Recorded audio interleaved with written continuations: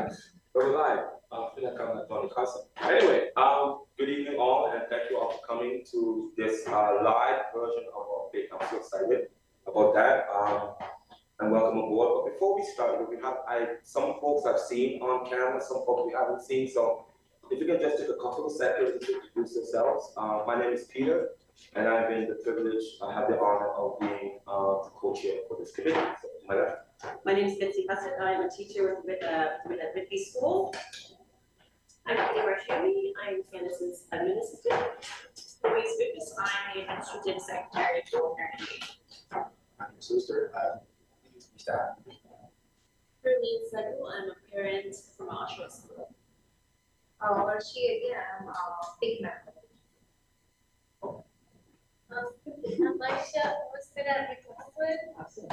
I'm Juliet. I am a K-8 literacy and numeracy facilitator. I'm Candace Johnson, superintendent of family and community engagement. I'm Nicole Brown, and I work in the family and community engagement department in community and partnerships. I'm Kelly Miller, trustee of HF. And I'm Tara Bryan, vice principal at Eastdale Collegiate. Barry Bedford, I'm a parent and a secondary Whitby student. You have one, I'm Peter, and again, I'm one of the co-chairs here. This esteemed partner, Kuma, unfortunately, in an accident. She's right now in the hospital, so we wish her and her family well. We have online, I think. Oh, I couldn't see.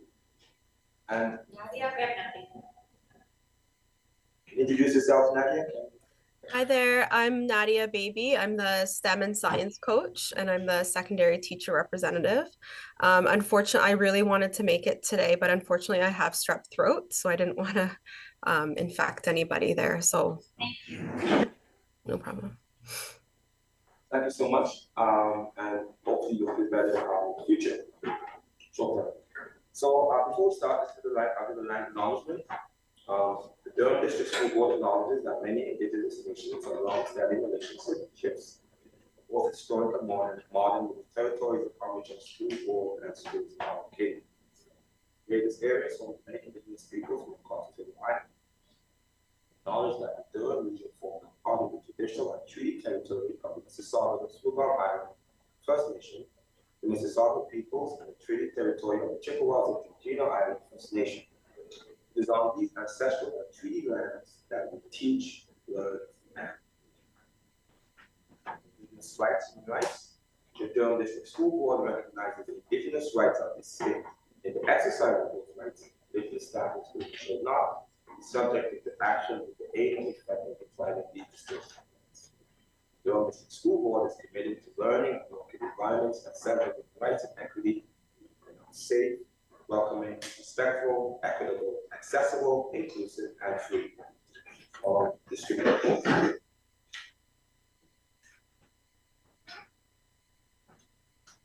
Can we get an approval of the agenda, please, and minutes from the February meeting? Questions, concerns? I approve the Okay, so we got an approval for the minutes. I believe the first order of business will be our subcommittee updates. So the first one is from the assistant. Take it away. Thank you. Good evening, everybody. The objective of this year's newsletter was to create and organize, distribute specific, measurable, accessible, relevant, and timely information to our communities. We distributed 3 newsletters that focused on engaging students, families, and community members as value contributors to our learning environment and experiences as outlined in the Ignite Connections pillar of our DDSB multi-year strategic plan. In our newsletters, we included messages from our chairs who kept our communities updated on the wonderful initiatives that the PIC organized and supported. We informed our families of events in their local school communities and encouraged their involvement in regional events during scheduled breaks throughout the year. It has been my pleasure to serve as lead for the PIC newsletter subcommittee over the past 2 years and collaborate with strong voices of DDSB educators, senior staff, and parent community. I'm encouraged to know that the direction of this committee is to continue to find accessible ways to trust, listen, communicate, and communicate information that fosters opportunities to meet, learn, and inspire each other. Thank you once again for your support and encouragement. Have a wonderful end of the year and summer break. Does anybody have any questions for Mitzi or input? We've been having some conversations just around some of the different ways to make it more accessible, and so some of these pieces, and I think Peter will talk a little bit about next steps for next year, but leveraging some of our social media platforms with respect to this and having one that's dedicated for SCC and PIC, so pick out SCCs, as well as providing SCCs with little snippets themselves that they could then post in their own meetings that come from PIC and things that are happening. So there's some different accessibility pieces we're looking at, including providing some resources in an AOADA format and or in an alternate languages. So we do have some things being for all your work that you do. I know it's time crunch often when you are trying to get things from some of our central staff and different things that are happening throughout the community. Very, very much. I think we will as well because with these that people guys are doing that is very informative, so I really appreciate the work that you do personally as well. And it's quite well done. Quite well done. Thanks. Next will be on Nicole. Hi, good evening, everyone. It's my pleasure to be here tonight and provide you with an update on the Parent Engagement Speaker Series. Based on the survey results we received from the committee, we set out to host 2 sessions this year on topics of high interest to our parents and guardians. At the meeting on February 21st, our sheet provided a full update on the first session that took place on February 7th. But as a brief reminder, our DDSB Positive School Climates Department facilitated a session on parenting in the age of social media.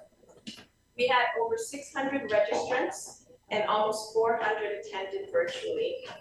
In-person watch sessions were hosted at Pringle Creek and Williamsburg in Whitby, and Applecroft and Viola Desmond in Ajax. This session provided tips on navigating an increasingly digital world with considerations for keeping students safe, responsible, and ethical as they navigate online spaces. Please visit our DDSB website to watch the session if you missed it. Our second series is coming up in exactly 3 weeks from today on Wednesday, June the 12th at 7 o'clock. Please mark your calendars, share, and plan to attend. Guest speaker Ian Brown will be talking us through the lighter side of mental health. He will be providing helpful information on supporting your child's mental health and well-being as we head into the summer months and beyond. In this informative and widely applicable session, you will learn ways to support your child's mental health and well-being while exploring techniques to engage in meaningful conversations. You will leave this session with more information on understanding the differences between mental health and mental illness, signs to look for in children regarding mental health and well-being, how to talk to children about mental health, how to access supports in your child's school, and being aware of your own mental health. At the end of the session, there will be time for Q&A, so if you have specific questions about mental health and well-being, please ask them at the point of registration. Feel free to speak to your school administrators for more information, and be sure to engage your school communities with the option for a watch party at your school should you desire. We anticipate this will be a helpful, informative, and enjoyable session, and we look forward to seeing you there on Wednesday, June the 12th. Thank you. Questions? So I'm not registered for this program so far, so it's still registration is on. Yeah, so we haven't started it yet, right? Oh, Registration. So we'll send all and talk to Nicole and we'll work it all out. I think this is much needed, program in our community. Because nowadays, the mental health is the major concern, and the students are facing different challenges and issues, and I think the main the point is the awareness. If you are aware this is the mental health challenge, then you can get support. Absolutely. And the timing being the beginning of mid-June, and we thought that sometimes people going into the summer, there's a lot of anxiety for students. They love, school, the social interactions they have. So we thought it was a great timing to talk about those supports that can happen into the summer. So that's part of the focus as well. Are there any questions, comments, or?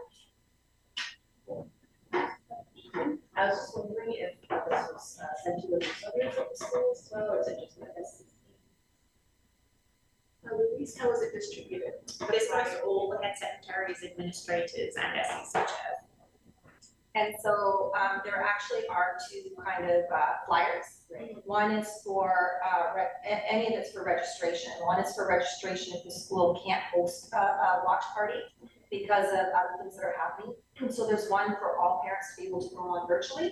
And then there's another one if the school has decided to actually host a watch party. There's one that goes out to the community for that. So we give them two options. That's decisions based on what the school can manage so that they have an option to opt in different ways. I want to know one more thing, like this program is for the parent community, not for the student. Parents. Oh, okay. Parents to support their students. Yeah. But if you have questions about student supports, there is some new curriculum that's come out for grade 7 and 8 that are being done by teachers in the school around mental health education and support.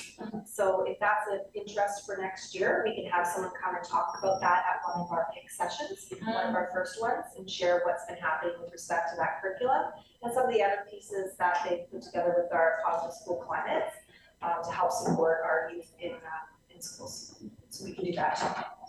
And on the registration form, there is a section for you to add questions. So if you have specific questions around mental health and supporting students, you can ask them there. We hope to address as many as we can at the session, but if we are not able to, do a follow-up, so we know what kind of information would be helpful in supporting students. Thank you. I feel like the session once where the individual was saying that one of the highest issues for the kids were that parents wasn't reaching out to them. Yeah. Because the parents were too involved with their own mental health, but they wanted to help themselves and they couldn't find that support from their own parents. So I think this information is quite crucial. So that is needed at this time especially. So I think it's great. And I'm looking forward to being to join them as well too. Thank you so much. And the work that is there, it's definitely needed. I mean, it's definitely needed. Yeah, please share widely, and it will be available after the session as well in case you're not able to attend. But we hope to have as many people join us. Yeah, a lot of advocates for that, most definitely. Okay, Yoli. Hi everyone, so I'm talking about the SEC regional conference that was held. Parent Involvement Committee hosted our first in-person regional SEC meeting in over 5 years on Monday, February 26th. Administrators and SEC chairs were invited to attend to come together for an evening of information sharing and networking. We had 101 people attend with representation from all areas within the board. The event included community tables allowing participants to bring back material to share with the rest of their school's SEC, as well as breakout session and area networking. The feedback received from all attendees was very positive, and we look forward to offering more regional SEC support next year. Special thanks to the Sinclair Secondary School culinary students and staff for catering for the event as well. It was fabulous. It was, Yeah, it was. I mean, the opportunity to sit down as a SEC chair and see other people there, some of these same issues, and I was in an anti gentleman, Sean, I believe. That was full. Good reception. So, and it's good to see people and to navigate. So I thought it was great. Another thing I wanted to add was some of the presentations by the principals were amazing about the events that were held at their school. I actually took some ideas back to my principal. They were some of the great presentations as well. Yeah. Any comments or? Peter, next, in your little update, one of the things, because it was so wildly popular, but it was very limited to an SEC administrator and an SEC chair. It was very small. Our plan, Peter's plan is to have a session would be in Oshawa, Ajax, and Pickering, and the North. So we'll be able to have more people posted at a local high school and have some different breakouts and networking that's more responsive to those spaces and regional areas. So that would be kind of exciting as well. So people have a lot more buy-in and a lot more engagement. That's the idea, right? Engagement, right? So that's the idea. Okay, yes, see you again. Okay, now we'll talk about parent reaching out grants. The parent reaching out grant program provides funding to school boards to work with parent stakeholder groups, the school community council, and or parent involvement committees to lead projects with a focus on identification and removal of barriers that may prevent parents and families from participating and engaging fully in their children's learning. Programs help parents to identify barriers to parent, guardian, caregiver engagement with their own community and find local solutions to get more parents involved. Parents who are involved in their children's education help to support their children's achievement and well-being. This year, we had 43 schools who applied and have approved a total of nearly $50,000 being allocated to school SSC events. We wish to thank the Vice Principal Carolyn Waters, who was instrumental in supporting the program process from the system level, and to Lucas, our admin secretary, for keeping accurate records for us. This year, applications focused on addressing social inclusion and racism, specifically anti-Asian, anti-Black, and anti-Indigenous racism, and other prejudices toward racialized and marginalized groups.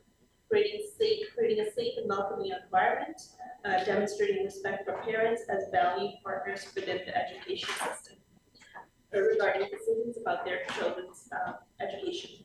It also included enhancing communication with teachers, informing parents about the expectations of Ontario curriculum, and supporting resources. I think from the, as we did have some groups talk about their programs at the SCC regional event, we're probably going to see a lot more people put some applications through, and hopefully when we go through it, and Nerlene, thank you, and Akuma is part of that as well. And again, sometimes they're a little bit lacking details when they submit their applications, or they're not quite about the parent, and know sometimes more about student events. So we're going to try and make sure that we stream that a little more, but I think hearing from those other groups and what they did will actually generate a lot more interesting parent engagement activities that are going to be kind of exciting for those different areas. So I'm looking forward to it. We had kind of a high threshold to apply for, because in the past, actually we had access funds. But because we know our circumstances now, that people are looking for funds, we actually probably have to reduce that a little bit, just so that we are able to kind of spread the wealth across the entire region. So we'll probably lower that limit, that bar limit. We do take a look at specifically to those schools that are priority schools, to ensure that they really sometimes get a little bit extra because of the population that they're supporting. So it will be great to see what we get next year.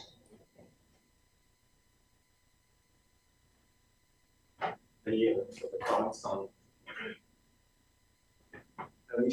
I mean, I don't know what the percentage is in the many schools are under the process of DDSB, but if it's 43 a good number?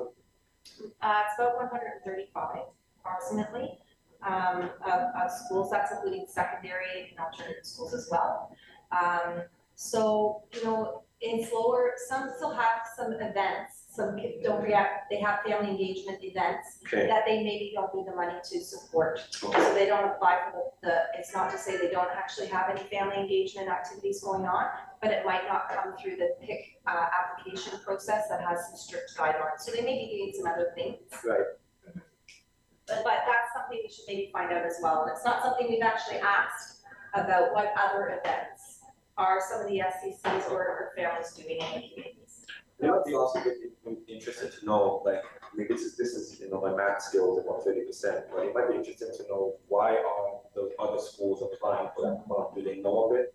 It's one thing not knowing about it, but it's one not having the time. So we got to figure out the difference. It actually is, but the number is better than last year. Okay. Way better. Okay. So okay. There is word being spread out there about it, but again, like, I guess it just, we need to keep working at it. Yeah. Spread the word. Spread the love. Yeah.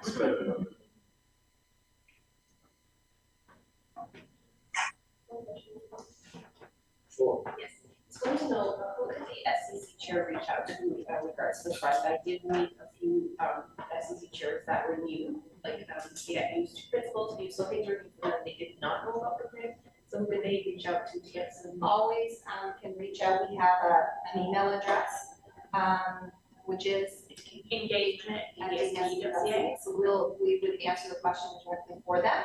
They as an FCC chair have an email with us, and all this goes to that email. So they may be having a challenge navigating the accessing email, and so once that's happened, it gets pushed out to the chairs. I was just gonna add to, you already said, that chairs usually get that in there, and principals also get the same thing as well. And then generally to look out for it, it's usually, now it's like the start of September. And a tip I think is I would encourage the SCC chair to have a one-on-one with the principal. I find that as a new SCC chair, I reached out to my principal and we had a conversation about what isn't. That really helps me with knowing some of the parameters around certain things. So it's also good to have that piece so that he, she, they, whatever, be able to have a conversation and they're engaging with each other. And if you have a strong SCC chair, a strong principal, working in collaboration, you can get things done. And it's probably not a bad idea to have, as we've been talking about different ways of sending out information, even for this, we could do an advertisement. Yeah. Even though, and say, ask your SCC chair, Yeah. we can do something that kind of promotes that this is an available option and to come up with something like that. So on one of our social media platforms that we're trying to kind of come up with, we can do that as well. And we did speak to the regional SEC events in the Yeah. role, also raising it, so that all the SECs have an opportunity to engage with us directly, ask questions, we can share the criteria, they can clarify anything they might need to know, and also a reminder to them that how to apply for the funding. And when they come and they're not quite what we can fund, sometimes some food becomes an issue because it's a very limited amount of money that can go towards food. I think it's 10%. Yeah, we will reach back out and say, let's tweak. So we have advice back to the groups to try to tweak them to resubmit. So we rather have the money than not. So we just want to make sure that we can support them. I just found out that 10%. So Yeah, 10%. yeah. But that's not to say the school can't Right. get that up. Right. Right. Right, and those types of pieces can still happen. It's just that funding model doesn't work for that particular piece. Any other comments before we move on to 10? Good to see you. Yes, it's good to see you. Good evening, everyone. So with engaging our diverse communities, it's important that when we're planning events, we acknowledge our leader responsibilities when we reflect on human rights, racism, and anti-discrimination procedures. And that it's done through inclusive practice and with an anti-oppressive approach. So school events and days of recognition can bring a lot of joy within our school communities and excitement for some families here in the Durham region, but we always want to be mindful and acknowledge that this does not occur for all. And not all may be celebrating that particular holiday or event, and in some cases it may be triggering or harmful when you're looking at our family members of our school communities. So schools have already begun to consider these pieces. We're doing that as administration and as school staff when we plan our school events, but it's important for our school community councils to also consider this when we're planning our events and fundraising at the school. So using the Durham District School Board documents such as the DDSB Accessibility Plan and Guide document from our anti-oppressive department, as well as relevant DDSB policies and procedures, this committee is working on an easy to understand parent-facing resource that's going to help guide these procedures. This document will be available to our SECs in the next school year, 2024-2025. An example of some of the areas in which we can provide support is ensuring all students and families can engage in the event or activity. That events, when we're considering our events, we look at the ancestry, we're looking at race, we're looking at gender, religion, ability, neurodiversity, social economic status, family structure, And also that this may include some physical accessibilities. So at the beginning, folks, what we're working towards is we're coming up with a series of questions to help our SECs reflect upon using these inclusive practices with an anti-oppressive approach. And how can we ask questions to begin to develop these events in our school? This is not a checklist. This is just to engage conversation. This is to look at our communities within our schools and where are we supporting, how are we bringing those voices into our events? So we're beginning that, and it'll be exciting to be able to share that feedback from our school communities here in Durham. Is there any questions that I can help support? I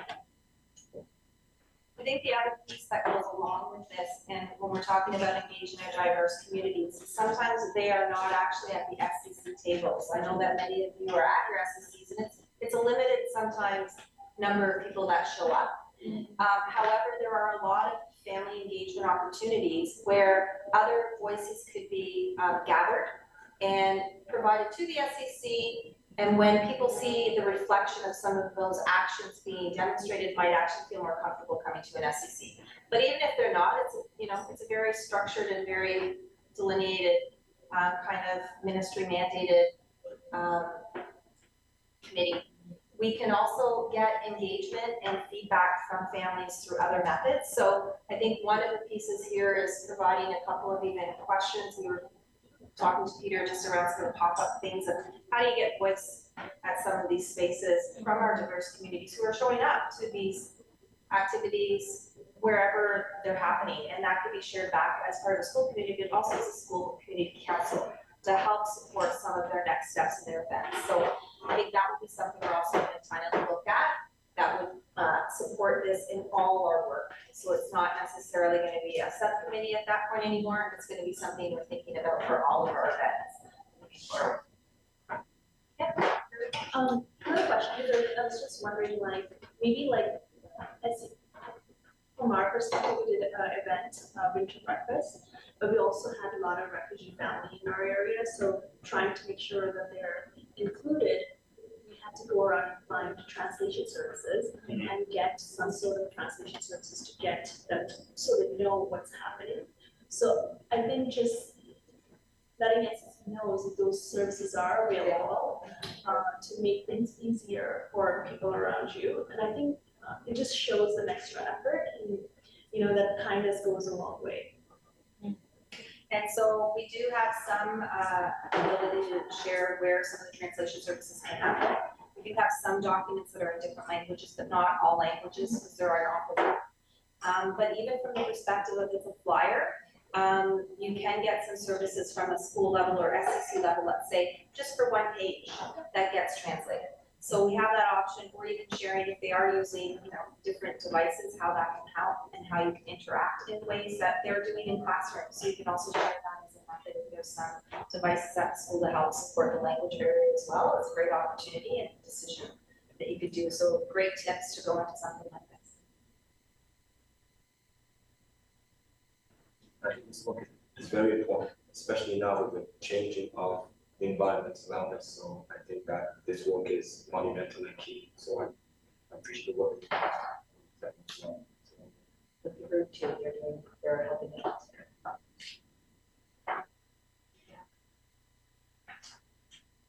Okay. Before we move on to Candace, are there any questions for any of the folks? Any other comments that you wanted to just double back on before passing to Candace?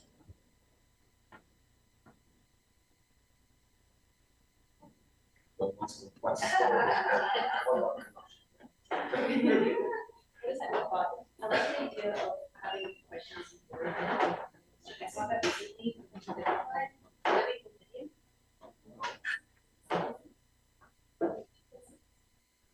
Just gonna have two visitors, so we're just gonna have you sit over there and buy your mug. Welcome.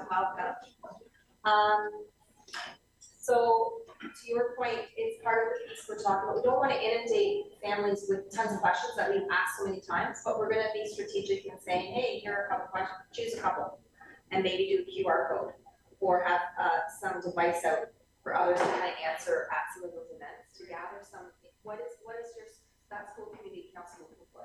What kind of information would they like? And it can be brief and interactive and it can grab it. So we're gonna work with Chris Connolly, who's in our analytics, because it's actually something we can gather as a system as well as for the individual community. So it kind of will service both kind of pieces for us. Yes, that's one that I saw. I guess it depends on the event, but it was, what questions would you like to see answered? So it's open, like for them to be able to question. Yeah, that's good too. So yeah, it's pretty nice. Mine's really brief. It's just bringing, there's a QR code on this, and it's really just the ministries bringing information onto one page for families. So it's got a lot of information, such as policies that we base our policies on, so guidelines that they have that we base our policies on, so safe and accepting schools. They also talk a little bit of special education in here. They talk about pathways, so from a secondary lens, the specialist high schools major, so the OEAP program. So it's kind of a one-stop if people are looking for some information. However, our website has more details on those specific items. So if you're looking at, what is OEAP? So Ontario Youth Apprenticeship Program, what is that? Our website goes into a lot of details and shows where you can access that from the perspective of who do you speak to in guidance, or there's some other very centralized programs with that, for instance. So there will be some great information on this as general information, but realistically, we will have the more specific information on our website. We are also looking at some shifts in how we can kind of come up with a centralized area for our own parents to be able to do something very similar to that. Right now, we're coming up with we have for our chairs a repository of some documents that they're going to be able to access, but it's not open to the entire parent community. So we'll have to look at some different ways that we can support families in different ways. But that's just for your information. It's just launched this year from the ministry.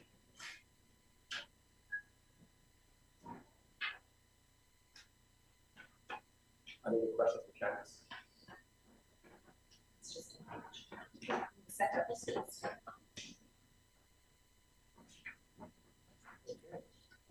We have some guest speakers.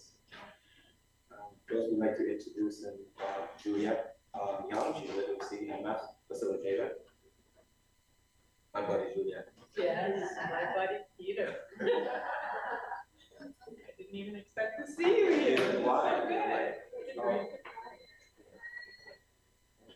so good. Thanks for having me. So this is I've got a presentation here on what's happening with the math curriculum. So feel free to take a look at it. So we're just going to chat to you about the roadmap for what's happening as far as the things that we've been putting in place. DDSB has been putting in place for ensuring that the math achievement for students is improved, and we continue doing that. So the teaching and learning vision, that's essentially an overarching vision for our DDSB, teaching and learning. It's just to ensure that we create thriving learning ecosystems, prioritizing student identity, they're at the center, ensuring Indigenous rights and human rights, we have a commitment to that. And so that's essentially our teaching and learning vision. And though that is something that kind of leads into the next piece, so the ministry priorities for math, those are our 3 priorities. So through direction from the ministry, we've been asked, school boards have been asked to put together a math achievement action plan for 2023-24 this school year. So we need to report on improvement efforts and results that are happening for math, and for priority schools in particular. As a facilitator, there's 2 facilitators for math, and my set of schools I have 11 priority schools, and then there's another 10 priority schools plus 2 secondary. So anyway, so priority schools in particular, we have to report on just monitor key performance indicators just to be able to measure the progress that's happening for math. So anyway, so these are the 3 priorities. These are ministry priorities, and that has also been fleshed out in a teaching and learning action plan.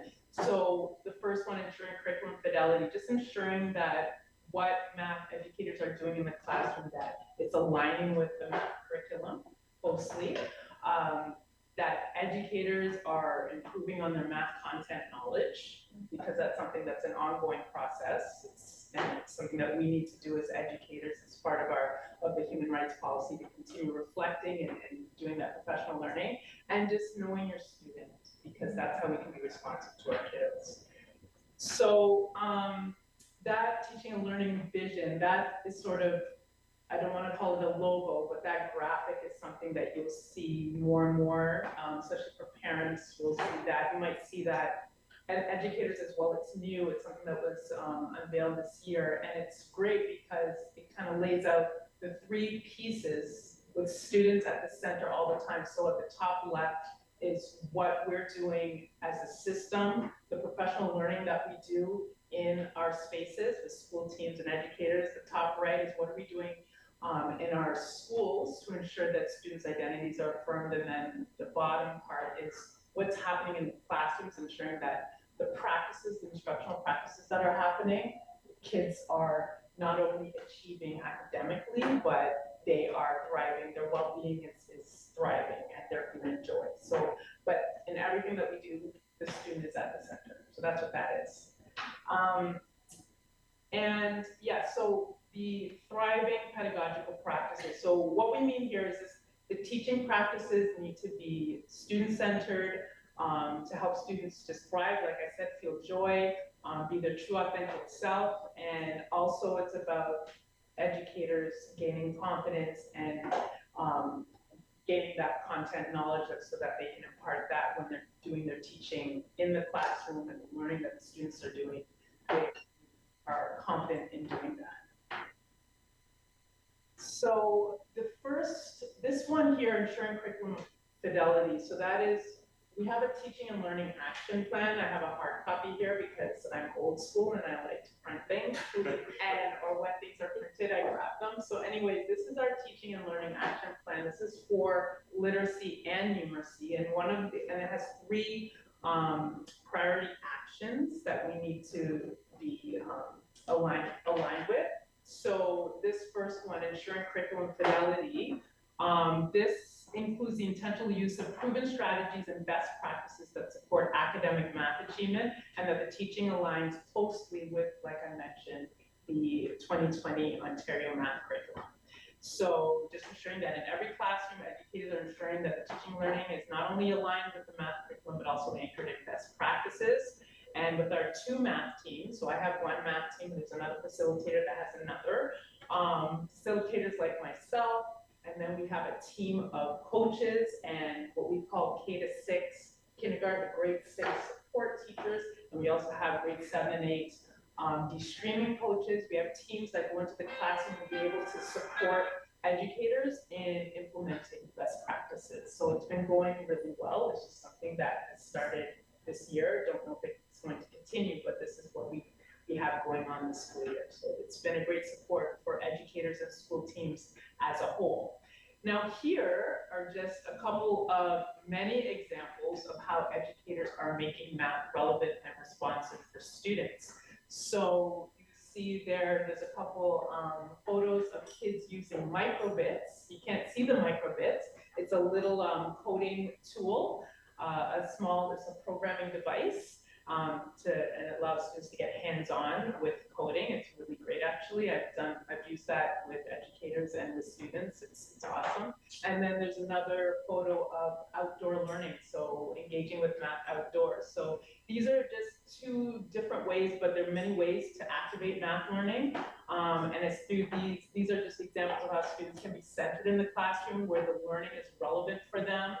And just being able to see math is not only just, and educators as well, this is something that is continuing, where math is not just a subject thought of as only numbers and assessments and quizzes, but it's a tool in order to see the world mathematically, understand the world, engage with it in a relevant way. So that is that piece there. Now, the curriculum and instructional support. So this is a part of the math action plan, and it includes key resources, another hard copy that I have. This is it says draft. It only says draft because this is the final version, but we want to ensure that it's AODA compliant. So there is a PDF version of this, a digital copy of it. And anyway, this is a great resource because it outlines a lot of the 9 high impact instructional practices that we call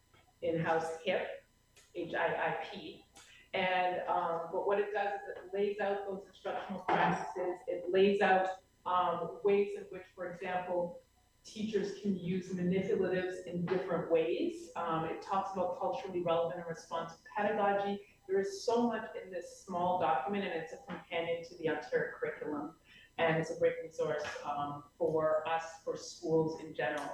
As well, there's a curriculum advancement action team that's been established and supporting school leaders in advancing the teaching and learning action plan, and specifically the math action plan, and looking at and creating resources in math, providing opportunities for professional learning. And yes, I talked about the math teams that are there to support schools. So these are the pedagogical practices and resource utilization. So these are key focus areas for us in implementing the math action plan, and some of the HIPs are highlighted throughout these slides that you'll see going forward. And I talked about the companion guide, and yes, increased educator and student growth. So we can go to that. So there's another couple of shots, couple of photos there of small group instructors. That's one of the 9 HIPs, high impact instructional practices that I mentioned, where teachers are able to do some guided practice with students at the table or wherever they are, wherever they choose to go, and in order to just be responsive to the kids and what those specific needs are for those students, and be able to do a lot of the practices that we have, just engaging with students using manipulatives, doing number talks, math talks with them, problem solving, but doing that as a small group. So those are just a couple of, the one on the right, the person on the right is a math coach, one of our math coaches that are working with teachers, and the one on the left is an educator.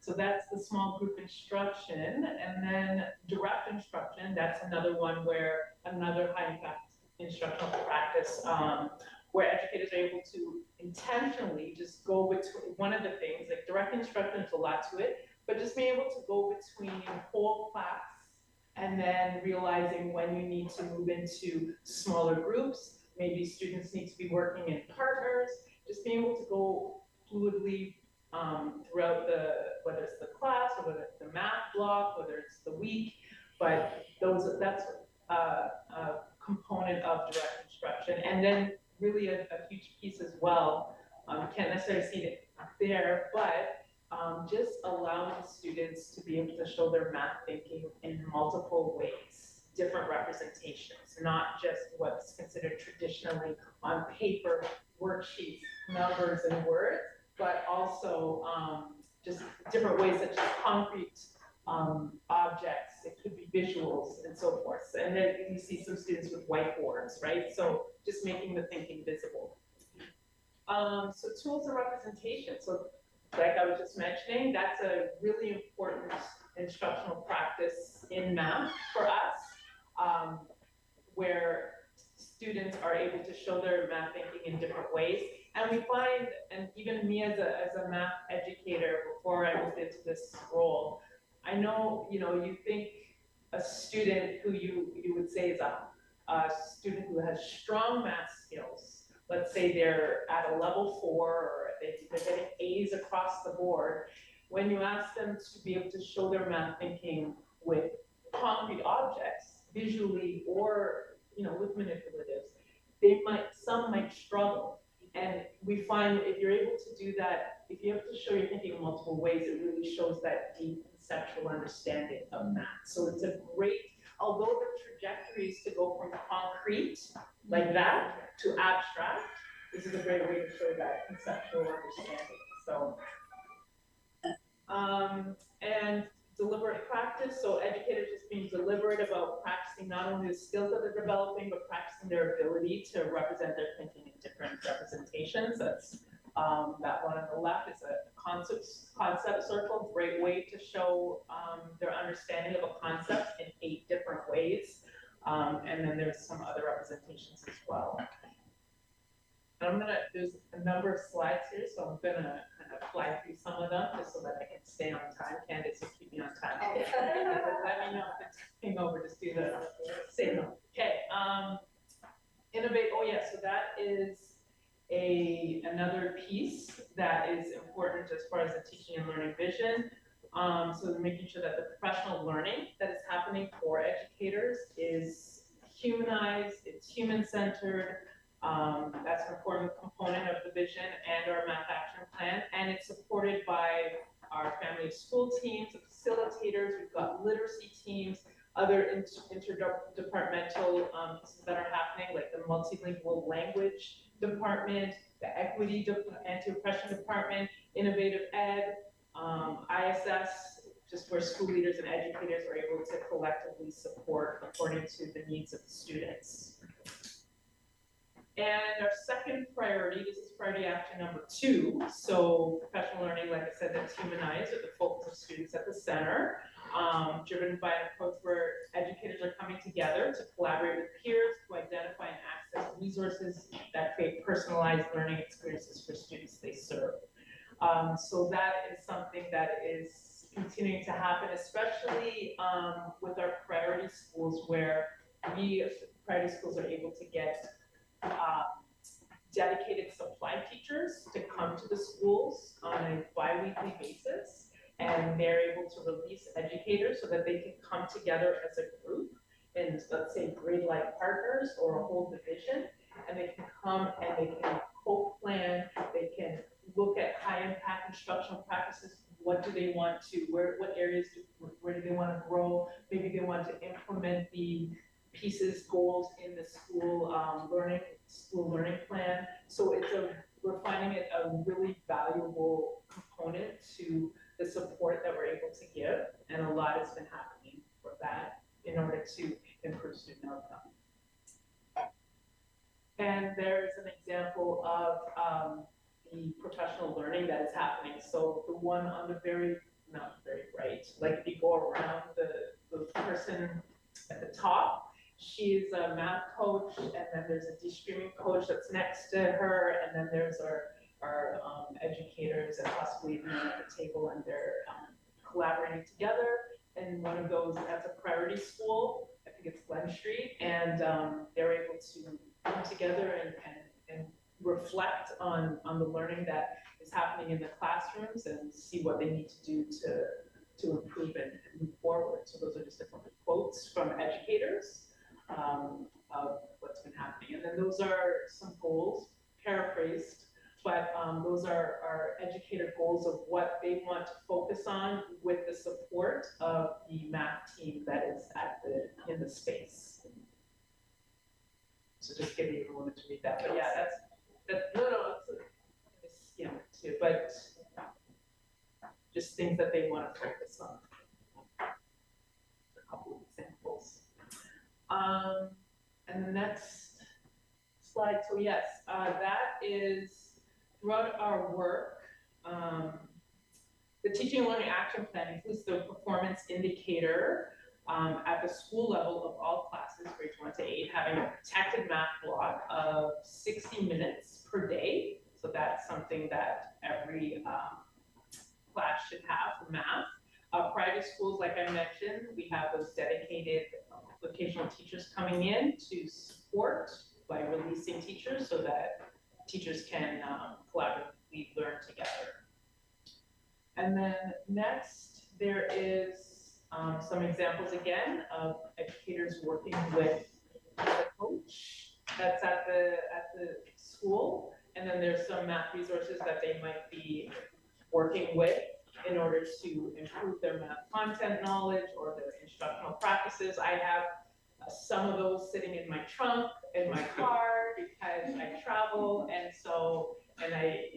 it's getting a little, it's not that messy, but anyways, the point is, I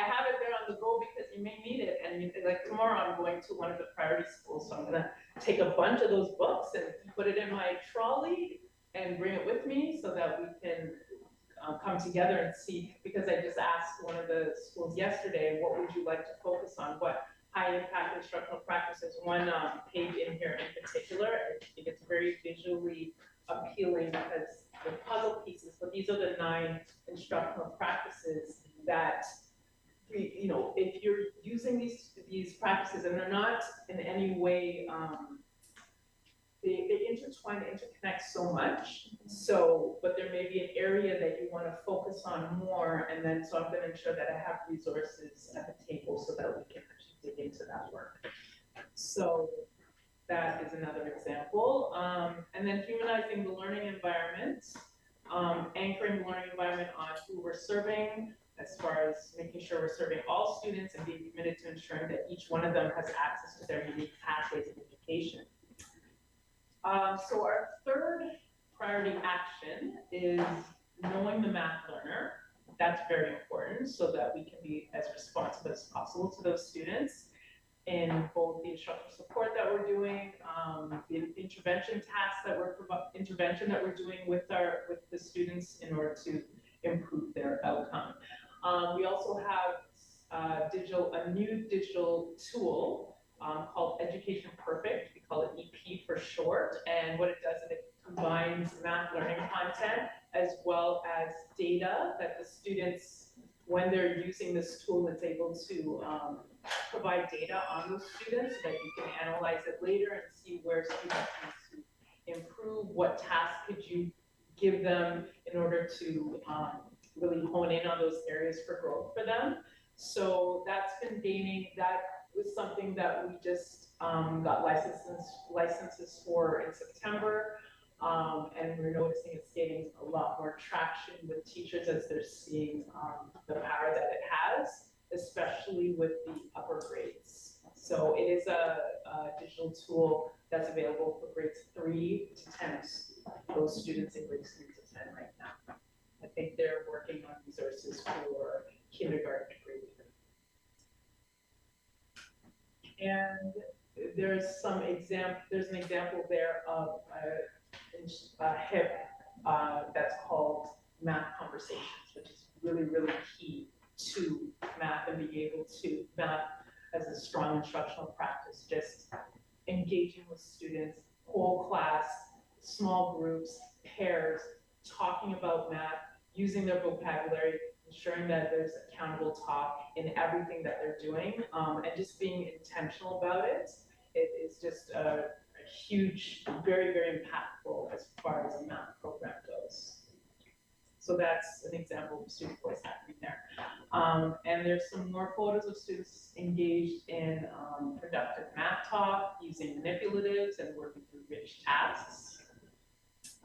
So you see some counters there. And then here, tracking progress and outcomes. So the key performance indicators that are in the Teaching and Learning Action Plan and other success measures are pieces that are put in place to allow us to track on an ongoing basis the progress that is being made with the objective of improving student outcomes. So we're able to track how much of the student recommendations are being implemented, is there growth in educators' engagement in their own professional learning, and just, for example, the math team has helped to coordinate feedback from students, just getting their feedback in grades 3, 6, and 9 on how they do math. So there was a survey that the coaches coordinated with the educators for the class to get feedback on that. And that information, that feedback is going to get fed back to the ministry as part of the math action plan. And then just as a call to action, what we're hoping is to have accomplished through this math action, what you've just been listening to, what's important just to get out there is that how much all students benefit from strong, effective math instruction and learning that is collaborative, that's differentiated, that's engaging, and that's hands-on, and just that educators are being supported with the ongoing collaborative learning that's happening, and they continue to just build and enhance on themselves as educators and their math content knowledge. So that is an important piece that we hope that I hope that imparted to you. So we want to thank you. That is the leads on the math team. So Mo and Denise couldn't be here, and then there's me, Juliet Young, and my peer, my colleague, Michelle Griffel, who's the math facilitator for the other math team. So thank you for listening. So, I'm going to leave Kathleen's presentation. No, very well done. Very well done. Oh, thank you. Do you have any questions? Yes. I hope I can answer. I hope it's not a silly question. No, never, never. So, you know the resources you talked about, for example, for coding and the math manipulatives, Yes. are they the same across the board, like all the schools have access to the same things? Or do, like some schools, like how do you get access to it, like? That's a very good question. So some schools have more than others, and it's not necessarily whether or not they're a priority school or not. It's just some schools historically maybe have purchased more than others. And I know, there was, when I was working with educators, once my school might not have it, but then I would call on a coach and say, does your school have, oh yes, for example, Cannon, Dr. C.F. Cannon has tons, so I went over to hers and bought some. Or I might ask, there's some educators, like in the schools themselves, I would say that it depends. And I think that's something that it's a good question as far as ensuring that all schools have a proportionally adequate amount. Yeah, that is something that I think is an area for growth that will be. The reason why I say that is one thing that DDSB focus on is equity. Yeah. And in order for that to work, every kid should have the same resources available to them, right? And I understand a lot of that has to do with the purchase power of the school and how the money is being used. But then maybe there could be metrics where you can use the data from the school and say, well, this school actually need more math manipulatives, looking at, I don't know, some sort of testing or whatever, I don't know, grades, like you guys need to focus more. But I don't know if there is those kind of data collections. Yeah, I feel like an inventory, I know that when EQAO, for example, comes up, schools tend to do inventories at that point to ensure that they have enough manipulatives to ensure that the assessment is successful for the kids. So perhaps, yeah, that's something to think about, just getting all schools to do an inventory on the manipulatives that they have to see it from a high level, who has more than others and how we can distribute it. So that is, that's something I can take back as an area to look into. It's a very good question. And I think it's the usage too. So some feel more comfortable using specific types of manipulatives because remember, there's the physical component ones, there's ones that are online. There's been a shift in some of the online manipulatives that used to be, if anybody's aware, Flash went out. Yeah. And so it meant that some of the structures that schools were using, or teachers were familiar with and used, weren't available to them anymore. So we brought in some other options for, say, digital manipulatives. Some aren't familiar with, say, microbits.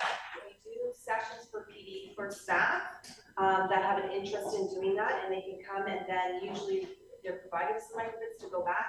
There's some interconnections with math to our science facilitators, STEM facilitators who actually work with some of those microbits. So some of them come in lots of different ways into, say, a math curriculum when it might be through a STEM focus or some other pieces. So it's a great question that you can have as an SEC to your principal. It's a great question to say what kinds of things are they using in the classrooms, and knowing that there are some other trainings that happen that are available to individuals. And sometimes, so for example, and I'm just gonna, because a lot of this was on elementary, but it does flow right into secondary. So secondary are left behind with respect to our math programming.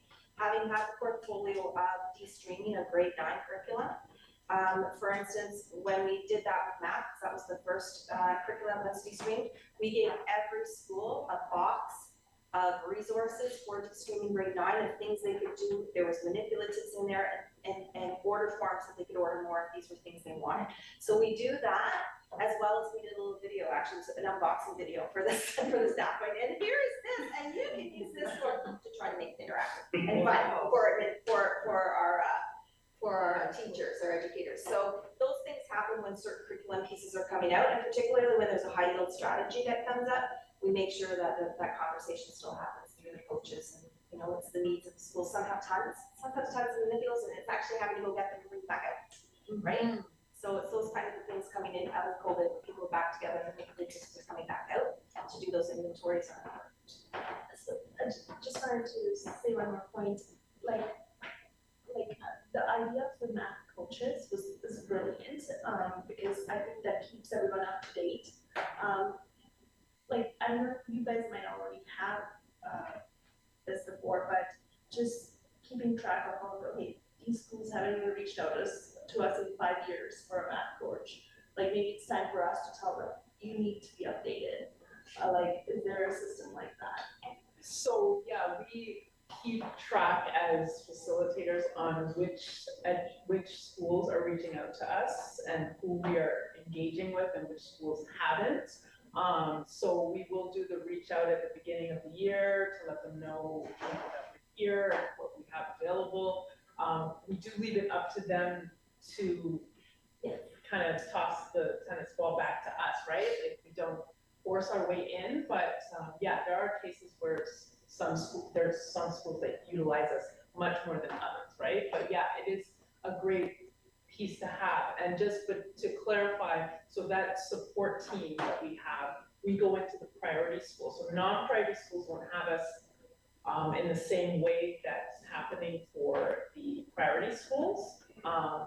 But the facilitators, there are 8 facilitators, so each family of schools has a facilitator, and that facilitator is able to engage with schools for both math and literacy, as well as other subjects, but those two subjects in particular. Whereas with the priority schools, not only do the math facilitators do that, it's also the math teams, where we have like I mentioned, the math coaches that target grades 3 and 6.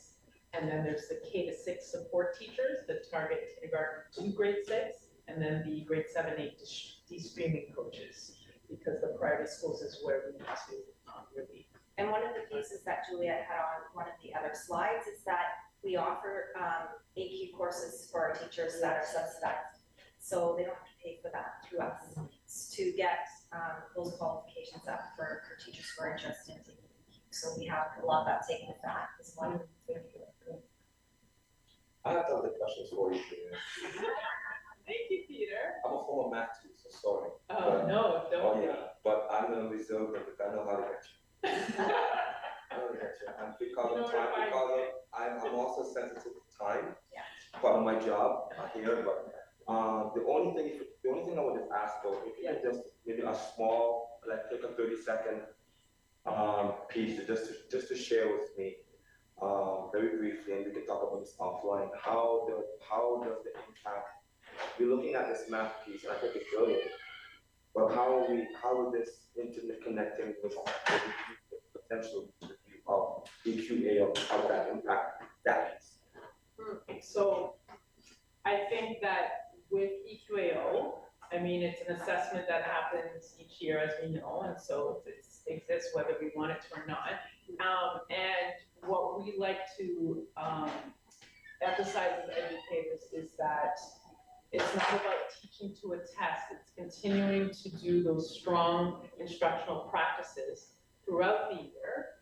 And EQAO is essentially assessment of where they're at. So if they continue to do those pieces that we engage with teachers on, that's just something that we like to underline, so that the pressure of making sure that students get a certain level so that they don't end up on a priority list. We don't want that pressure to be there for teachers, because that's not what it's about.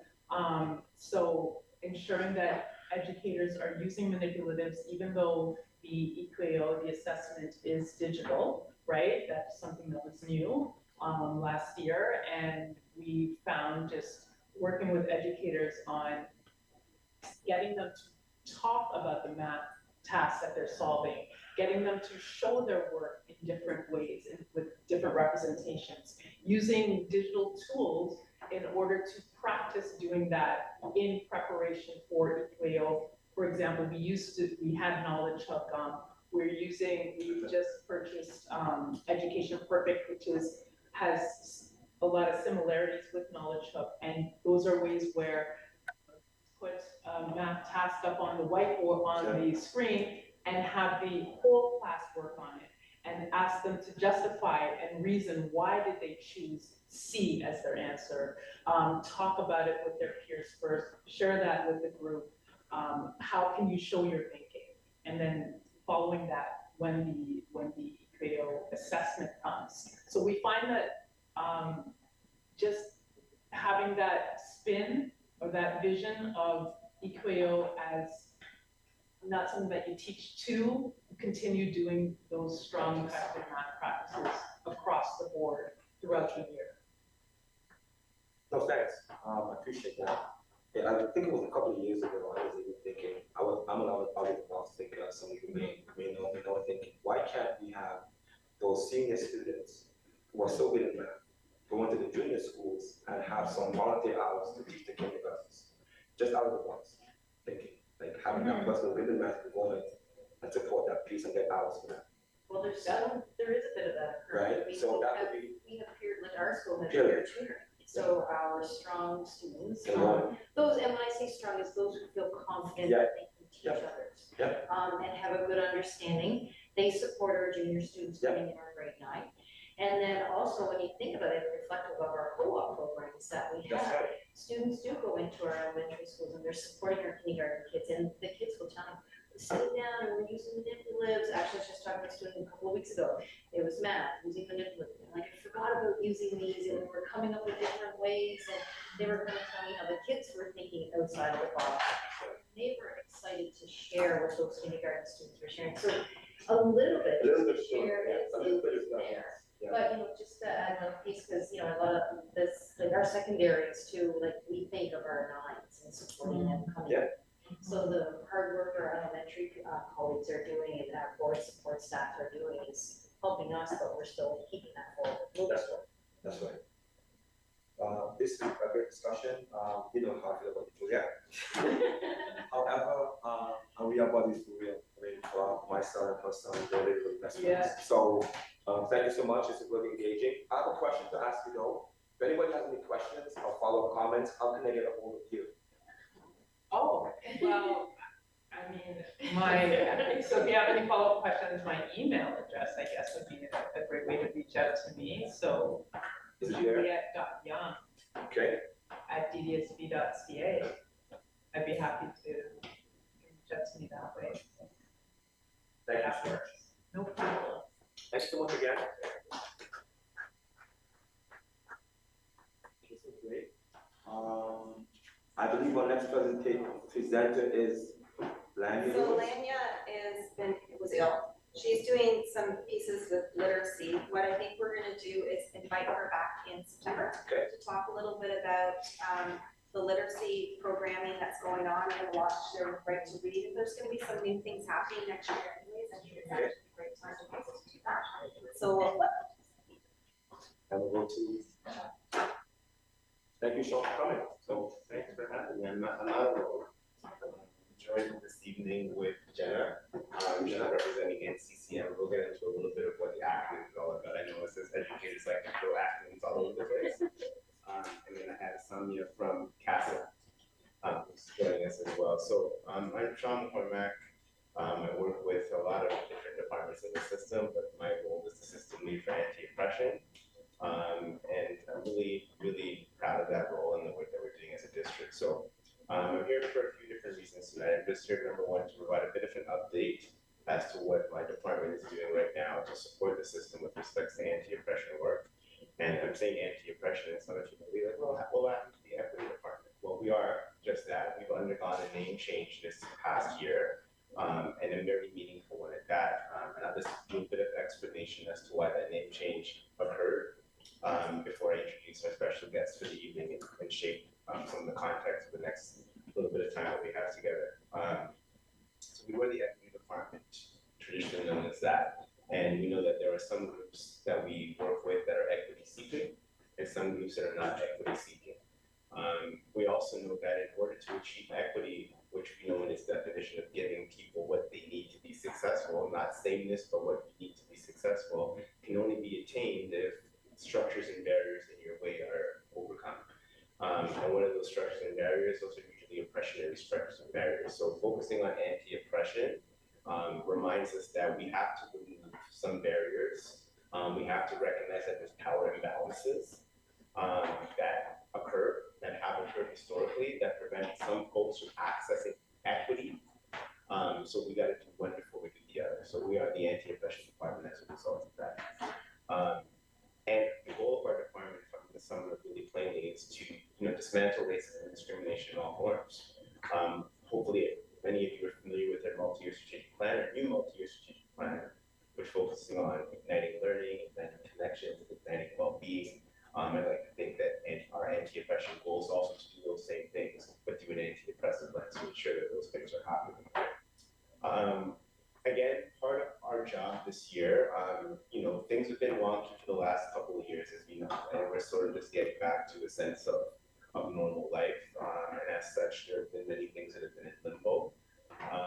In saying that, we have a lot of documents on our board website right now that are framed under the equity umbrella that do need to be some updated. We've undergone a massive amount of learning, and we're still continuing to learn. And we know that, and I preface all this by saying that although we are the anti-oppression department and we're talking about some things that we're doing, I know that there are actively people right now in our district who are experiencing oppression, they're experiencing racism and discrimination. So I'm not here to pull over your eyes and say that we solved it all.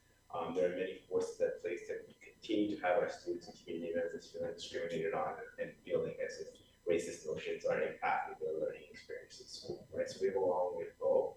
We're going to continue to move forward. A big part of my role this year is to develop and create an anti-oppression strategy. The anti-oppression strategies aim to not replace, but I guess to build off of the equity and strategic plan that we had from 2018 to 2021. With that particular strategy, although we talked a little bit about how do we move equity forward, it was targeted at specific groups, right? Addressing the challenges for specific groups. We never want to get into oppression of things. We know that there are many different people who are facing oppression in different ways, and some people are feeling oppression from multiple layers of their identity, right? Whether that be gender, sexuality, the color of their skin, religion, etc. So the anti-oppression strategy is really aiming and looking at how do we dismantle racism and discrimination. What are some active things that we need to do, and what are some commitments that we need to take to ensure that those pieces are dismantled. In consultation with many different communities, we've heard loud and clear that in order for that to happen, there's 5 things that we need to move forward. We need to ensure that identities are represented, affirmed, and celebrated in school spaces, that we foster meaningful connections for all identities, that we create accessible learning opportunities for all identities, we create safe learning and working environments, and then we focus on mental health and well-being supports for all identities. However, and the reason why I have 2 of my friends here this evening is that although we can look at that from a broad umbrella of dismantling racism and discrimination, we know that that's nuanced depending on which identity we're speaking about, right? So the way that myself as a Black male would like to feel represented and affirmed might differ vastly from someone who may be indigenous or someone who may be of another ancestry or another religion, right? So with saying that, and understanding and being responsive to our community, we know that we have a very growing Muslim community here in Durham, a very thriving and growing Muslim community here in Durham. And we also know that over the course of the last few years, and stemming historically, that Islamophobia is on a rise. That we have much to learn. And I always feel as if when we come from a place of ignorance and a lack of education, that's when harm begins to happen. I think our duty as an institute of education is to provide knowledge to those folks who may not have that knowledge, so that we can have a deeper appreciation for the different identities that we share space with. So it was that led to a partnership between CASLIN and CCM, with 2 organizations that work directly with the Peel District School Board to help consult and develop a strategy to address and dismantle Islamophobia. The goal for this strategy, the Islamophobia strategy, is for it to align with the anti-oppression strategy. So if we take a look at the umbrella, we have multi-year strategic plan, Then we have anti-oppression strategy, and then we might have a few other different strategies that we're working on. So we have the competitive factor for Black student success. We're currently working on a strategy to support folks in our community who identify as LGBTQIA+. And alongside that, we have the Islamophobia strategy that we're developing as well. So tonight, what we're hoping to do is just engage you all in a bit of conversation. I'm going to pass it over to Jenna and Sammy to sort of explain why they're here, but I'm also happy to answer any questions about my little 5-minute spiel that I just blurted out. Hi everyone, I'm Jenna Fernandez. Thank you for the introduction. I work with the National Council of Canadian Muslims. You may have heard of us. I think I've been in meetings with some of the folks in this room. We are a nonprofit, nonpartisan organization. We started off as a community-based organization and a collection of teachers and lawyers and like-minded individuals who wanted to disrupt Islamophobia. We also wanted to disrupt the stereotype that Islamophobia is an American problem and just a little bit of a Canadian problem, but it really is a Canadian issue. It has a long history in Canada, dating back to the 1800s and the transatlantic slave trade. So we're here to, disrupt Islamophobia wherever we find it. I work for the education team, so I have the privilege to work with school boards like this one.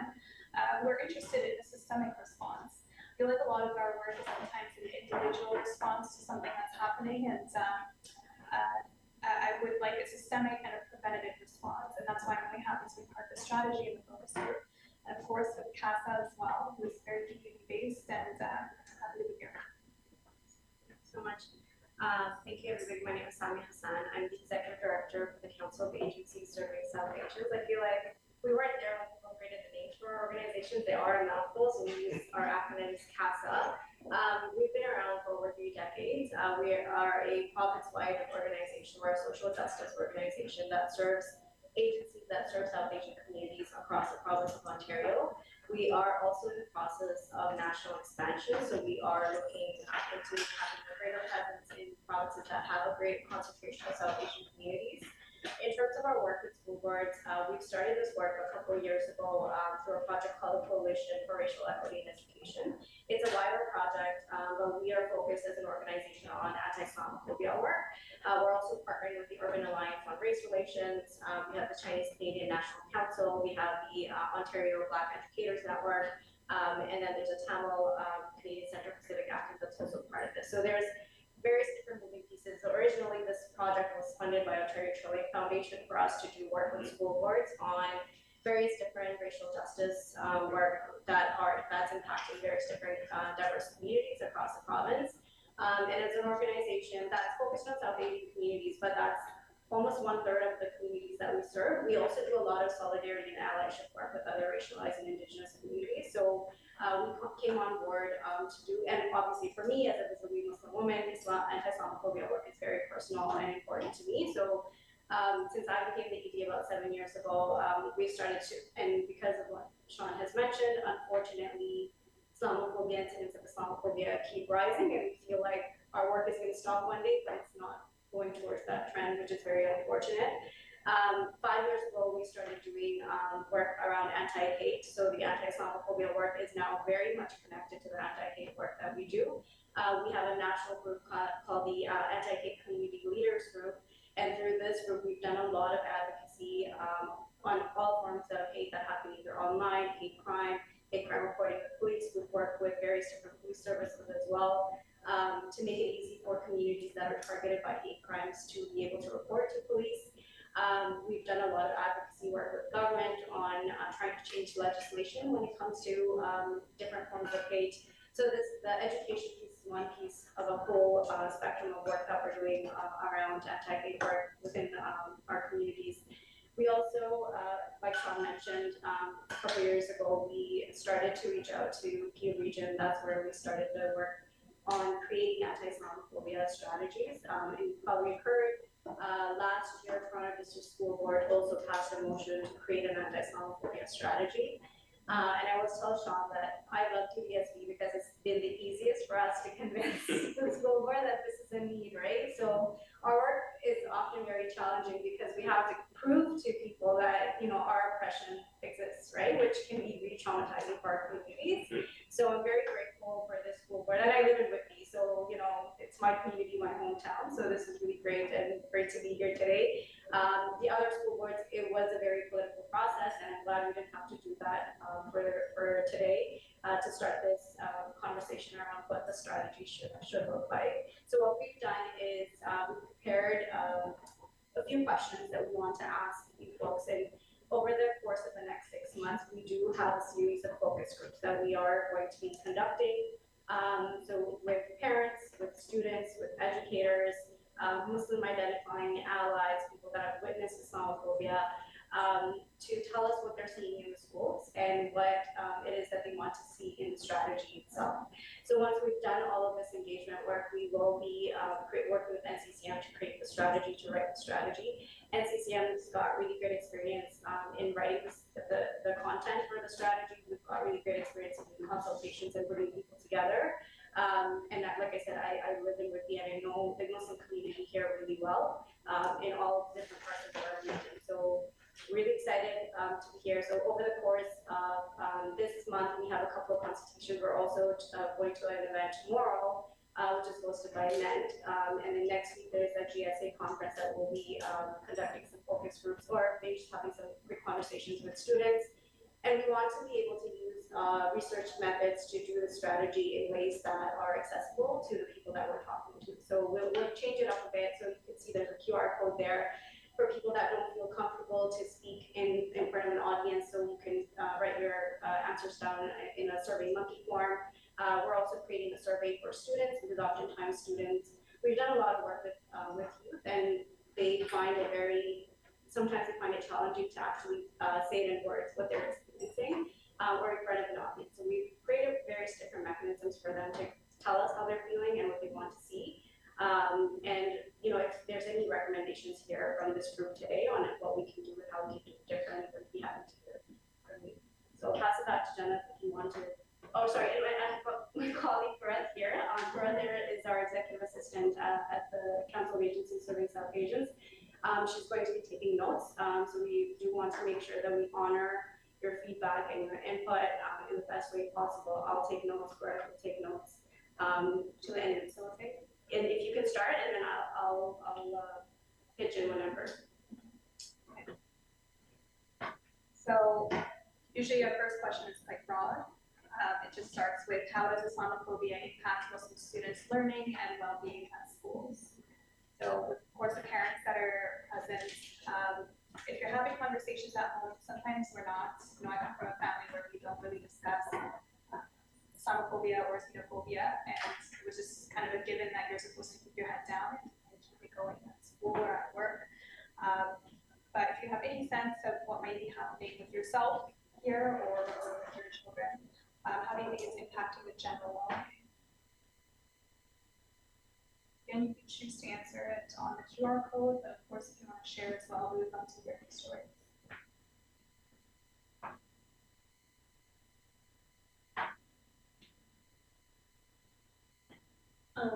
So I'm not directly related. I am married to a Muslim, and both my kids are Muslim. So I haven't seen much of that side in my school, but I always worry because I have heard it, but I'm worried for my kids. So as some experiences, I haven't had any yet in my school, but I do wonder and worry because they're not visibly, like, can be pointed out, but eventually when they're able to talk about it, and then it could be something, I might have a story or two to share. Can I ask a follow-up to that specific? Are you doing anything to prepare for a potential, conversation or experience around it? You might want to discuss that. Actually, like I said, because I haven't had encountered an instance, it's not my fault, but maybe like you mentioned, having a preventative approach would be a good way to go for that. There's no education around it, I think. So that's what's needed. Absolutely. Does anyone else want to answer the same question, or are we okay? Hi. Speaking on as a racial individual myself, it's the question of identity in general. it's being able to go through, to see what the social media is coming out with, see what we're doing in the classrooms, and just try to understand who they are in general. I know, just speaking as a Black woman and raising a Black son and a Black daughter, there are questions that have come to me from their perspective about what it means to be Canadian, for example, why, and have had conversations with friends where they don't affirm their identity because of what they look like. So it's about just being able to have that conversation and having them to understand who they are. And again, I know we have families who have the challenge of being able to do that, but that's definitely where we could start to make that ease moving forward into that conversation. So maybe sometimes I feel like people are too shy, or even like they don't understand what is exactly Islamophobia. So I went to school here, and so maybe I can share some experience. I never told my parents because at that time we were new immigrants, and I just felt like they wouldn't understand. So oftentimes, like children are experiencing something, but they fear or they don't know if their parents will understand. So that communication isn't there. So in school, I had. I think I was in grade 7 at that time, and it was near 9/11, and so things changed drastically after 9/11, right? So I had to like putting my hijab, like I used to wear a hijab. People just if I was carrying books, they would like kind of throw the books out of my hand. I had one person that tried to push me down the stairs, and I didn't connect it to Islamophobia at that time. So I think even students wouldn't normally. Those kind of behaviors, aggressive behaviors, they wouldn't connect it to Islamophobia on a regular basis and we've done a lot of conversations with youth, and they say like, well, we haven't experienced it, but then when we start to share incidents like, well, this happened to this person, and then they resonate with that, right? They're like, oh, okay, that was Islamophobia. So I think there's also that education piece that is not always there, and so I just wanted to kind of put that into context a little bit before we. That's a great point that you make, because I remember having a piece, and I was speaking with some individuals like myself. I was talking about microaggressions, and I had no idea what that was. That's not another aggression. Does that mean I'm against disseminating? But I'm like, oh, that's what that is. But I'll also share that the students now, there's this pervading thought of being silent, regardless of the gender or the race. It's just that issue of being silent, and they don't go to the bathroom because they know what's in there. They're not going to say one. I hope they don't snitch it. So that permeates across the board. Whether it doesn't matter, this permeates them. There's that incessant need for a child to be silent now because I don't want to disrupt that. I'm afraid to become a status quo. And I think some kids are like what you just said, and do experience that, but they just keep quiet. Let me get out of high school. Just get out of it. So I think education is very key. So I appreciate you guys. I really. I was actually going to share an incident around 9/11 too. So actually my father is a Sikh. So in terms of wearing a turban, they resembled a lot to an Islamic person. So he did face a lot of hate around that time. He works in the district school board, and he's a big advocate for stopping the hate. And he works with a lot of refugees and newcomers. But I still feel like I did not directly experience that because of the way I look sometimes, but hearing those experiences from my dad definitely put that fear in my mind that I could be one of them too. Sure. The second question is along the same lines around identity. How does your Muslim identity shape your family's day-to-day life? So is there anything you are doing, looking back and reflecting now that you're doing just as a result of knowing you're Muslim out in the world, and perhaps this is kind of a practice? One thing I can say from my family, and just being raised here in Canadian schools, is to always, and I feel like there's a lot of other cultures that people might be relate to, is turning the other cheek. So just being aware that you always have to present your best self, even if you're experiencing Islamophobia. That's not direct advice from me. That's just what I was raised with. And I know a lot of students, especially that secondary age, will share the same thing to me, that semester workshop that I did, or maybe a couple of workshops, that finally come up and they'll share that we are going through something, but you know, we're using it as a teachable moment, we're trying to befriend the person, etc. So maybe something like that, or maybe something more, you know, if you're being hyper vigilant, especially these past few months with rising stuff, you know, I think it's trust. Both things are intertwined right now. Anyone wants to share as well, if anyone has intersecting identities, please feel free. And I'm just gonna ask the question too. So right now we're live streamed. So it goes out to other people watching. So they'll have the QR code if they're watching us. It goes on our, it does get recorded. And so people are able to go back to it. Are you still able to go back to your, like, see some of those questions, or how or Live survey until we're done the research. Right. Yeah, so that was like, yeah, for the next 6 months, it'll be live. might want to know, and so some of that conversation may actually be able to be happening also. So yeah. And I'm also just gonna say something about before I forget, being the other person in the room, I have to monitor the time, so I'm conscious that usually our time ends around 8. Yeah. Right, so I would just have to do so. I want to be cognizant of all of this information. It's very important, but on the same token, we also have to be mindful of the rest of the agenda. So how can we continue this piece knowing, because we don't want to lose people in the room, but also don't want to lose this information as well.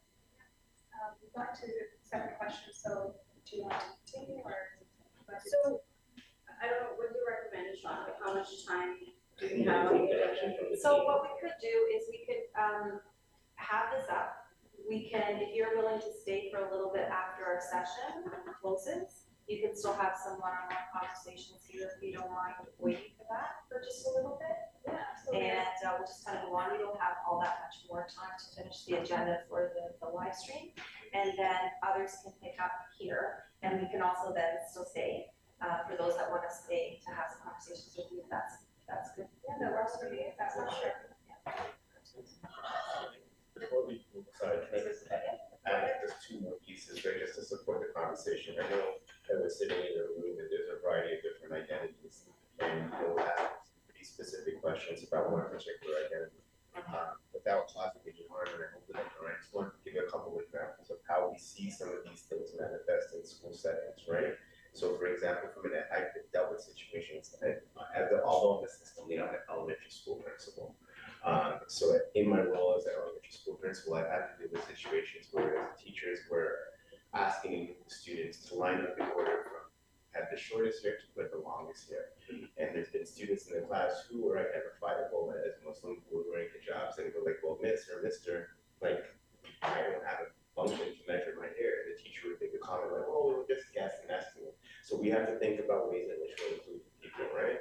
We know that we've had some pretty negative experiences with students trying to pull off hijabs and, you know, make fun and things of that nature, right? So to me, it speaks to a lack of education around informing people we have in our community. And then some of these things are obviously done. We always talk about intent versus impact, right? And I'm not going to say it was with a positive or negative intention, but the impact obviously was greatly negative, right? So just showing us, you know, how these things can prevail, right? Just to kind of frame your thinking a little bit. Do you need us to step up for the last part? Yeah, you can sure you can say this another I'll just add, obviously, there's the QR code, and this presentation will be available after we're done, so this is shareable, so it can be distributed to the community just to get that voice from people. And we'll follow up with you, Sean, just to get the contact information for the organization, so that we can follow up for further conversation. Yeah, I know this is the current involvement, right? But it's the PIC stuff, and there's also like the Pickering, Islam, etc. That's also PIC. So there's also that, like Sean said. So I'm sure you have a lot of parent networks, and there will be a lot of questions about why this work is needed, why it's important, and why we're doing it now.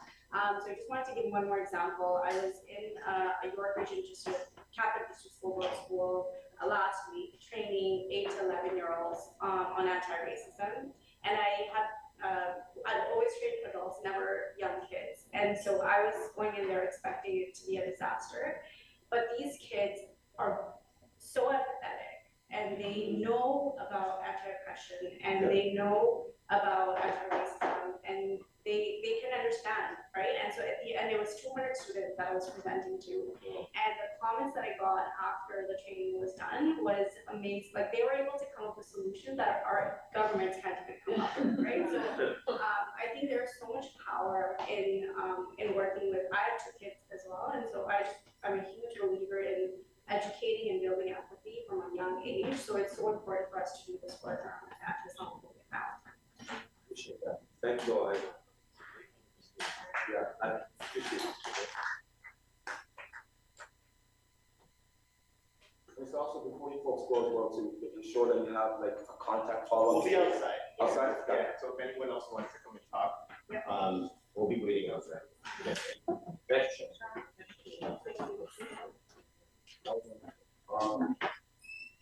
Okay, Candace, back to you with the strategic plan.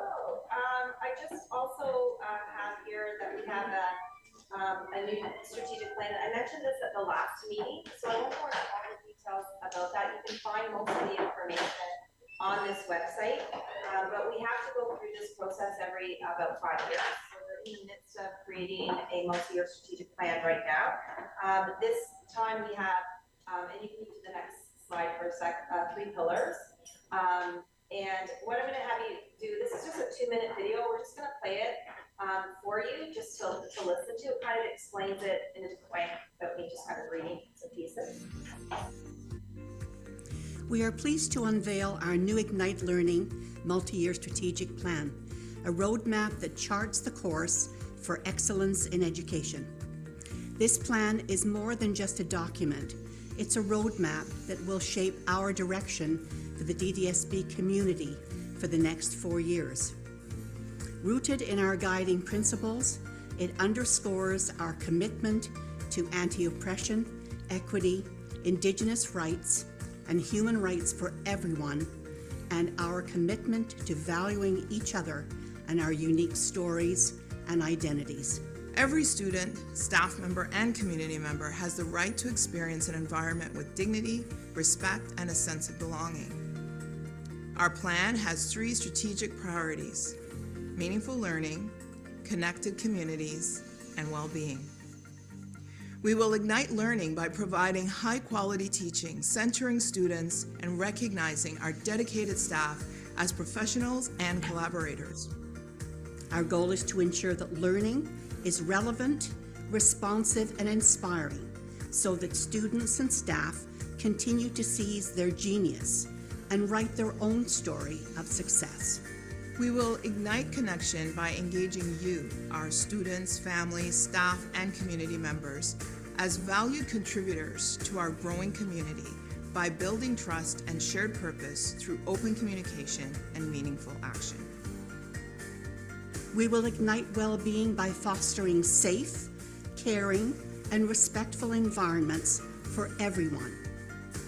It's about supporting the physical and mental health of our students and staff while honoring each individual's identity and inherent dignity. Your involvement is essential to our shared success. Together, we can ignite learning and collectively shape a community where each of you, each of us, will learn, connect, and thrive. That's just a real quick overview of the plan, and we're right now in the midst of writing the operational pieces that go along with this plan. But if we go to the next page, as I mentioned, this is the exciting part, is that one of the pillars is community connectedness. We are pleased to Oops, there we go.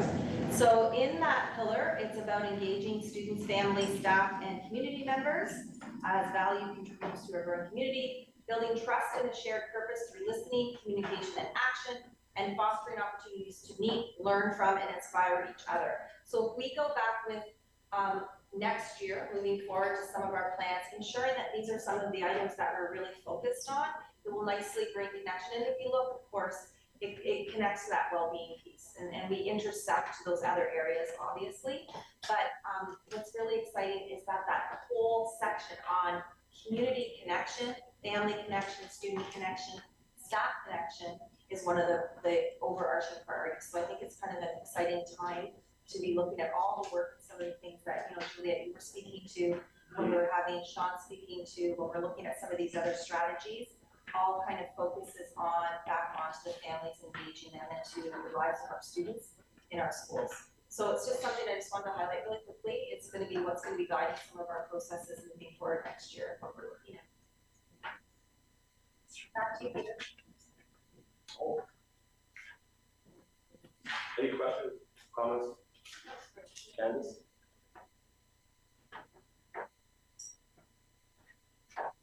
Okay, well, unfortunately, this has been our last quick meeting of the year, and we just want to present, well, Uma and I want to present the annual parent development community report on behalf of the parent. Goal is to provide DDSB with info and advice to help engage parents across the district. They're taking activities to help parents support their children working at home and school. This is something personally for me as well too, because I mean it's very important that we as parents engage our schools. It's not the child. I always say it's not my kid's school. It's our school. Maybe we need to take ownership as well. Building strong and effective partnerships with families, help children, families thrive. I think both outline the key initiatives that were done throughout the school year to support this work. These initiatives include volunteer distinction events, parent engagement, e-newsletters, parent reaching out grants, parent engagement series, watch parties that we've heard, and our regional SEC meeting. Now, moving forward, for 2024-2025, some of our conversation obviously will be to continue the virtual watch parties and perform spring with new topics of interest to families.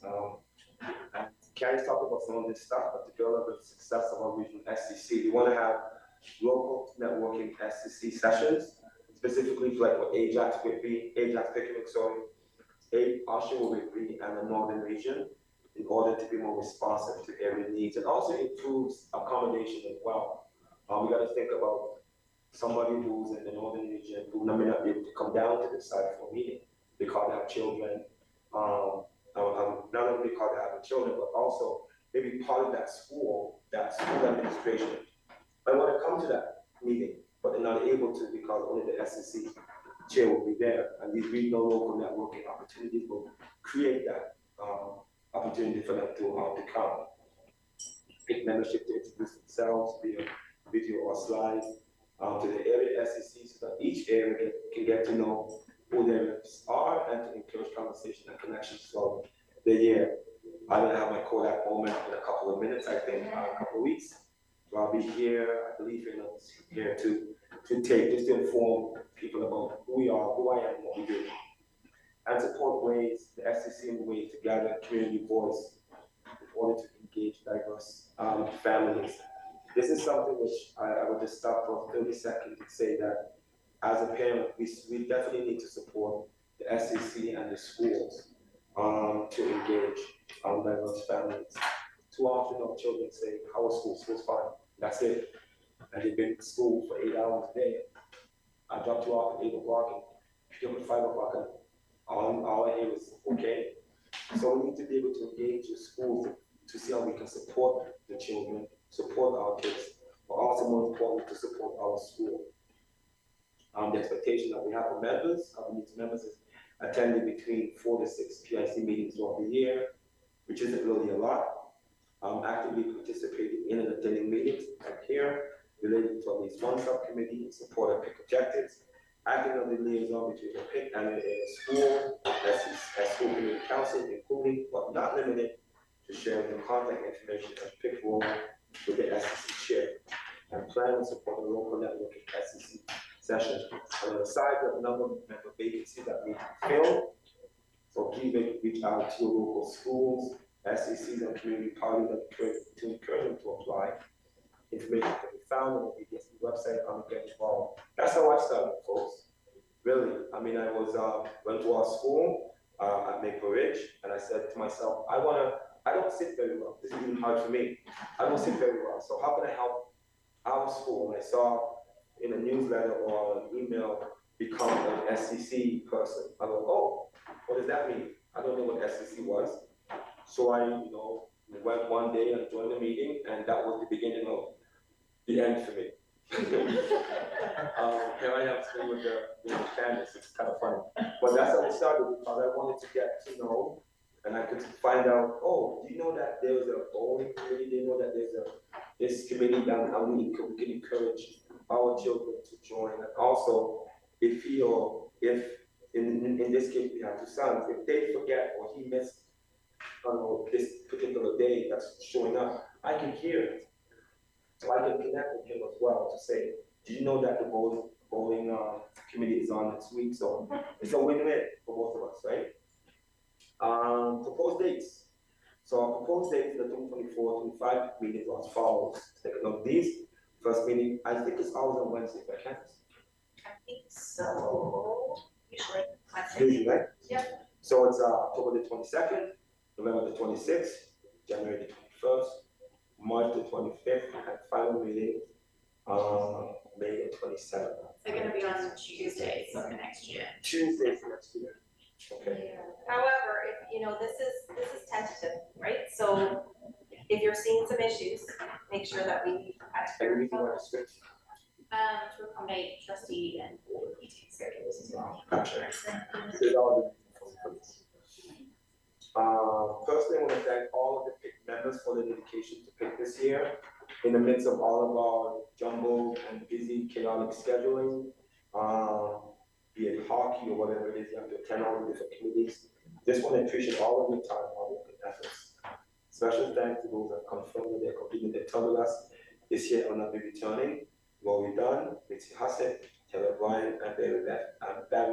So thank you all, and thank you to Uma Chaudhary for her leadership in the role of co-chair, and thank you for all your support of the PIC.